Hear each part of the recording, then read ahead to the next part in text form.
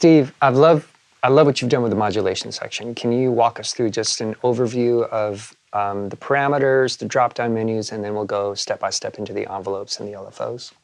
Yeah, modulations are something that I really wanted to be visual. There's some synths that I love that kind of force you to use this mod matrix, which is just sort of menu for a source, menu for a parameter, and some numbers, and you start feeling like you're programming a calculator or something like that, rather than making music, at least. So with Serum, I decided after some thought and some trial and error to include both views, because there are times when a mod matrix is nice. So here in Serum, we have both a drag and drop style of making connections, as well as the mod matrix. So they can kind of interact. You can use either or use both simultaneously. So first step would be talking about this strip of mod source tiles, I call them, that go along the center of the interface, kind of dividing the oscillator section, or whatever page we're on, and the bottom half, which is our modulators. So these kind of have two purposes. One is to be able to select which envelope or which LFO we are viewing and editing. So for instance, if I click LFO 1, you can see I could make that make a saw, and I could click LFO 2, I could make that say a downward saw, and now so you can see that's which one we're viewing to edit.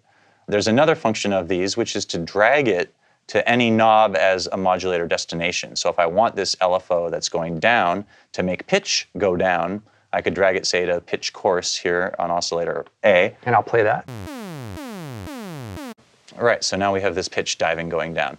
So that's it in a nutshell. There's something that's worth pointing out is that on any mod destination, what happens is you get this little arc that appears. This little arc allows us to drag and set the modulation depth. So you can see that when I move my mouse over it, the cursor changes to this up-down indicator. And then when I drag, you can see that it's now assigning the tooltip value there. You see it says LFO2 to oscillator A coarse pitch, and we're setting the depth. And we could go negative even, and you'll hear that the pitch will now start going up. And then move it in the other direction?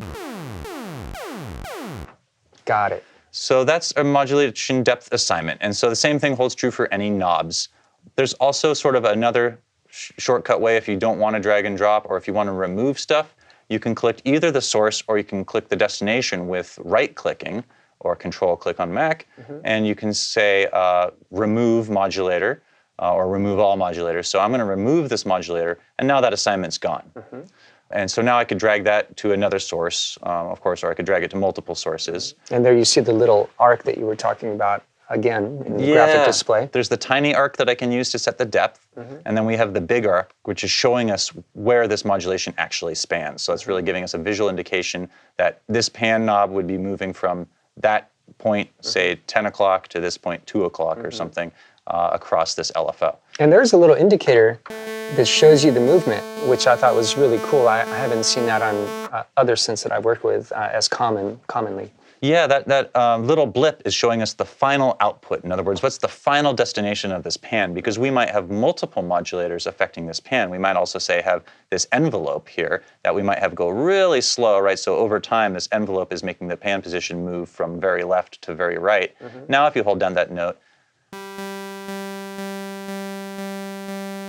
you can see both taking place. And so we're able to visualize the final panning location of the oscillator with that blip, or where the actual thing is ending up. Very cool. And Steve, in the drop-down menu, you showed how to remove it, but you also have some other options there where you can just bypass it without removing it to hear what it's like without it, right? Yeah, that's right. If you decide, oh, I'm not sure I want that envelope or whatnot, you can bypass it temporarily. I find myself doing that a lot if I just want to be able to control something by hand again, but I don't want to forget that I was using it. So that can be handy. You can remove all, and like in this case, I have 2 things assigned to pan. If I decide, you know what, I want pan just to be on its own as a knob again, with no external control, I can remove all. Boom, they're all gone. They're all gone. And then there's some other things you can do, such as reset the control, which will put it back to its default value. Nice. At this case, 50% for a pan. And then there's assigning a mod source the same way that we would do it drag and drop. LFO2 was what I did before. I could select it here if I wanted to.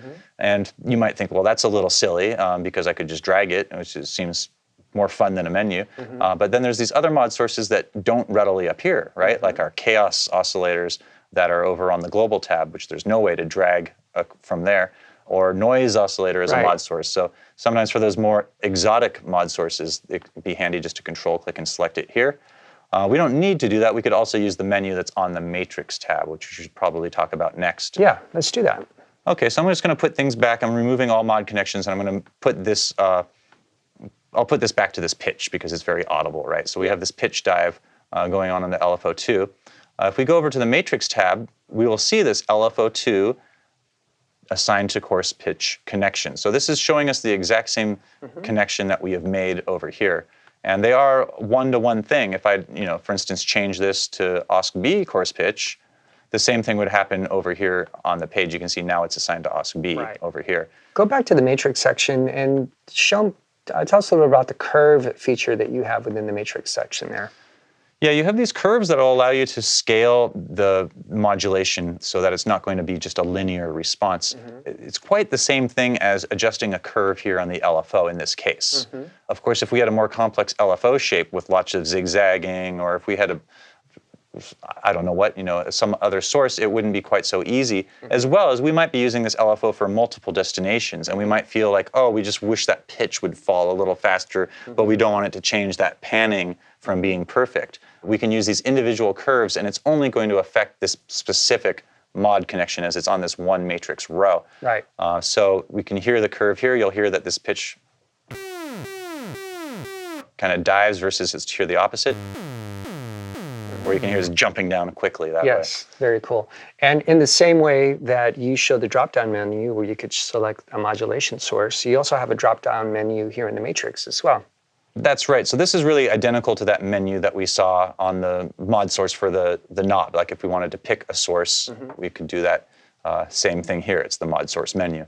So if we wanted to change this, decide we want a different LFO, we wouldn't have to go remove the connection and re-add it. We could just change its source connection here. Nice. The destination, as well as you can make assignments here without having to go dig them up on the interface and drag to it. And there are a couple things here that you wouldn't even find, you wouldn't be able to drag to, specifically these ones that show up under global.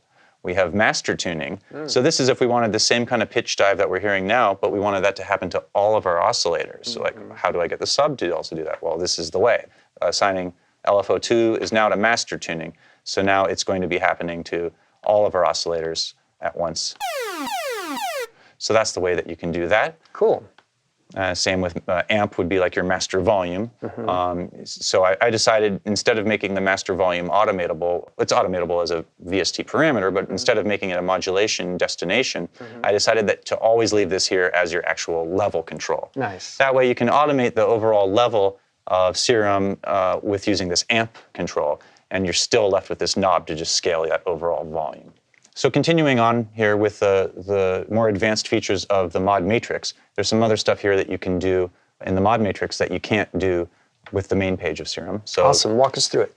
There's a type here which is you can see as a single arrow or a double arrow. In other words, unidirectional or bidirectional. This is actually something you can do on this main page. And so I'll demonstrate that by just going back to an init preset. And I'm just going to make this connection from LFO1, say, to pan. When I drag this on, you can see that this arc is existing on both sides of the pan knob. In other words, this LFO is going to go left of center and then right of center. Correct. And this knob position is the middle of our modulation. There's some situations where you wouldn't necessarily want it to be bidirectional like this, but you might want it just to exist on one side. For instance, maybe we were assigning filter cutoff, and I really wanted to mentally think about this filter cutoff as being sort of the base location, and what happens to be just something that's just above it. Right. So if I drag, for instance, this envelope 2 to filter cutoff, you can see now it's just above it. So it'll never go below the position that you set the cutoff dial at. That's right. So I can move this cutoff dial, and my envelope is just adding frequency cutoff to that. So the matrix allows you to set this mode between unidirectional and bidirectional. You can also do it with a shortcut here, which is Shift-Alt-Click, and it will toggle between these two. So by clicking that arrow button in the matrix, you also change that, it affects the assignment there, right? That's right. You can see this is just above or unidirectional. Right. Over here, if I change it to a double arrow, now we'll see it's above and below, or bidirectional. So yes, they both reflect the same thing there. There's a mod source here, which you can invert. This is more for the aux source, which we'll talk about in a second, or bypass. This is where the bypass shows up, same as bypassing the knob over here. And then lastly, there is this aux source with its output scaler. So the aux source is a way that you can assign a secondary parameter to a modulation. So I'll go back to our original connection just because it's so audible, which was to do a LFO assigned to coarse pitch. Okay, and here's it is by default. Right, so we have that sounding, but you might go, well, I like that like a vibrato, but I want to start the note with a perfect unmodulated source and then add in that sort of vibrato effect. Mod wheel as an example, we could pick as an aux source. Now with the mod wheel all the way down, we won't hear the modulation until you raise it up, exactly. And is the depth of the range that the mod wheel is affecting the pitch, is it still set by the depth dial in the matrix section? Yeah, exactly. 100% up on the mod wheel is going to be whatever value we had set here. In other words, how it sounded without the mod wheel. Awesome. And so then this output scaler is a way that we can reduce the range further if we wanted to. If you felt like, oh, well, this is way too much, but I'd rather leave this alone, we have sort of a secondary scalar value. There's certain times where that can come in handy. And I see a second curve here to affect the way that it's gauging that depth. Exactly, that's right. Modulation wheel, it's especially handy when you're using, say, the mod wheel for multiple functions. Like I want that vibrato to come in, but I also want the sound to get brighter. And then you might decide, well, no, I don't really want that vibrato until I kind of get up more. I don't want it to be very noticeable. So that way we can scale or curve how this happens. If I pull it down like this, you'll notice the first half of the mod wheel throw is now going to have next to no change.